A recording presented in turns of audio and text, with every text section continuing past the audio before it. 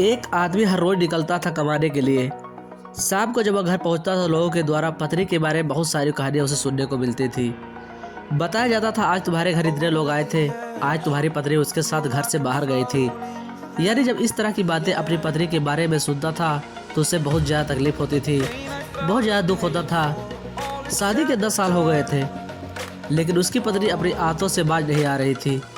कभी किसी मर्द के साथ तो कभी कोई दूसरे मर्द के साथ रहती थी। उसने अपनी पत्नी को कई बार समझाया लेकिन पत्नी ने अपनी पति की एक न सुनी। आखिरकार अपनी पत्नी से तंग आकर उसके एक नहीं बल्कि 6 टुकड़े कर देता है और लाश को इस प्रकार छुपाता है कभी किसी को इसकी भड़क न लगे। लेकिन पुलिस की कड़ी मशक्कत के बाद आखिरकार इसका खुलासा हो जाता है। जब घटना का खुलासा होता है तो लोगों को विश्वास नहीं होता है कि घटना की यह वजह हो सकती थी। दरअसल उस औरत को गैर मर्दों की आदत जो लग चुकी थी, उस महिला को नशे की आदत जो लग चुकी थी। आदाब, नमस्कार, सत श्री अकाल, मैं हूं मेहताब खान।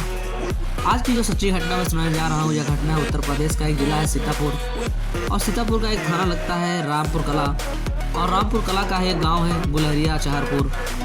मैं बात कर रहा हूँ 8 नवंबर शाम 6:30 बजे का वाक्य रहा होगा। रमाकांत त्रिपाठी गन्ने के खेत में 2-3 बकरियां चली जाती हैं। उस बकरियों की मालकिन बकरियों के पीछे गन्ने में चली जाती है तो उसे गन्ने में एक बैग दिखा।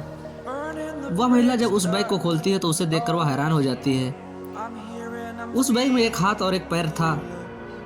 इसे देखकर महिला चिल्लाने लगती है और बकरियों को भूलकर जितना चिल्ला सकती है चिल्लाती है। चिल्लाते हुए महिला अपने गांव की तरफ भागती है और गांव पहुंच जाती है। जब लोगों को इसका पता चलता है तो लोग इकट्ठा हो जाते हैं। गांव वाले पुलिस को सूचना देते हैं। पुलिस के आला अधिकारी तत्काल मौके पर पहुंच जाते हैं। फॉरेंसिक टीम भी मौके पर पहुंच जाती है और पुलिस बाकी के टुकड़ों को तलाशने लगती है। दोनों हाथ दोनों पैर मिल जाते हैं, धड़ भी मिल जाता है लेकिन सर नहीं मिलता है। फॉरेंसिक टीम पूरी रात तलाश करती है लेकिन सर नहीं मिलता है। तमाम कोशिशों के बावजूद आखिरकार 9 नवंबर को उस औरत का सर भी मिल जाता है लेकिन उस सर को पहचानना मुश्किल हो रहा था क्योंकि उस औरत के चेहरे की स्किन को खरोचा गया था, जिस वजह से कातिल को ढूंढ पाना मुश्किल हो रहा था। 20 नवंबर को एक महिला थाने में रिपोर्ट लिखवाने आती है।